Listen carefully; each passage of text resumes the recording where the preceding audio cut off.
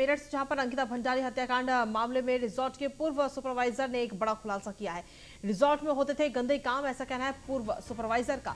मेरठ का ये पूर्व सुपरवाइजर रहने वाला है, तो ये बड़ी खबर आप तक पहुंचा रहे हैं।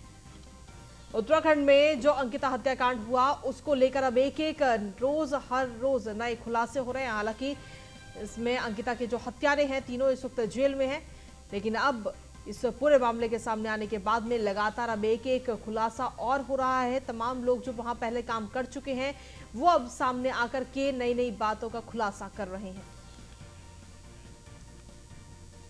और पूर्व सुपरवाइजर विवेक, रिजॉर्ट के जो पूर्व सुपरवाइजर हैं वो इस वक्त हमारे साथ जुड़े हुए हैं। विवेक, जिस तरीके से जानकारी मिली कि ये तमाम आप कह रहे हैं कि गंदे काम वहां पर पहले से होते थे, तो क्या आपने कभी इन तमाम चीजों को लेकर शिकायत करने की कोशिश की है?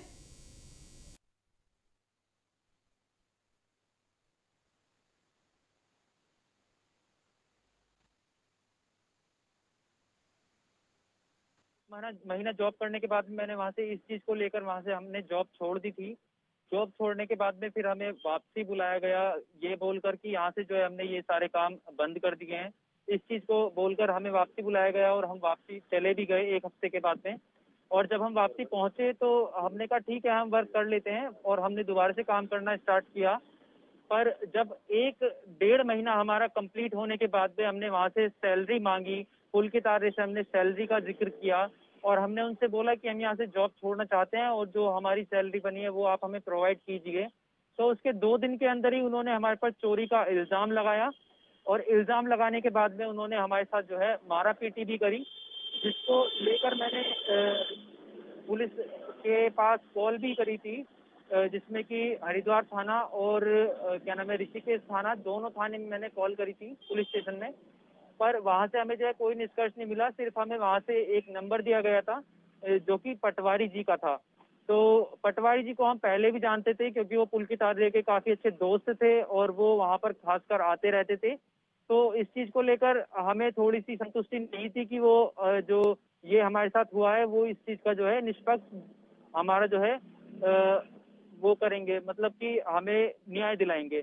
पर ऐसा नहीं हुआ। उन्होंने जो है हमें बुलाया और हमें बुला के जो है उन्होंने हमें ही गालियां देनी स्टार्ट कर दी, और वो पुलकित आर्य से पूछते हैं कि आप बताइए इनका क्या करना है, क्या मैं इन्हें जेल के अंदर ले जाके इनके साथ मारापीटी करूं, या आप बताइए आप इनके साथ क्या करना चाहते हैं। तो पुलकित आर्य ने जो है उनके सामने ये शर्त रखी कि आप इनसे एक एप्लीकेशन लिखवाइए कि इन्होंने चोरी करी है, जो कि ये माफी मांगेंगे उसके अंदर मेरे से।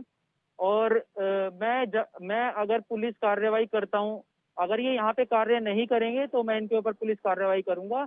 वरना मैं इनसे ये कहना चाहता हूँ कि ये जब तक मैं बोलता हूँ इनको तब तक इनको यहाँ पे काम करना पड़ेगा। मैं इनको कुछ नहीं कहूंगा।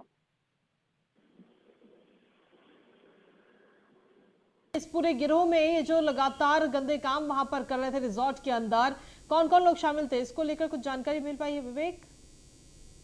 मैम उसमें जैसे कि दारू, जैसे लेट नाइट जो है कस्टमर वहां पे दारू शराब मांगा करते थे तो जी। उन्हें वो दारू प्रोवाइड की जाती थी, या फिर नशीले पदार्थ को लेकर जैसे कि गांजा वगैरह हो गया, ये सब भी वहां पर जो है पिया भी जाता था और दिया भी जाता था। दोनों चीजें ये वहां पर करी जाती थी।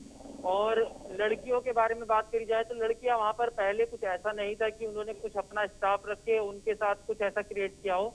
मतलब वो परेशान करते थे पर उन्होंने कभी ऐसे एक्स्ट्रा सर्विस की बात नहीं करी थी।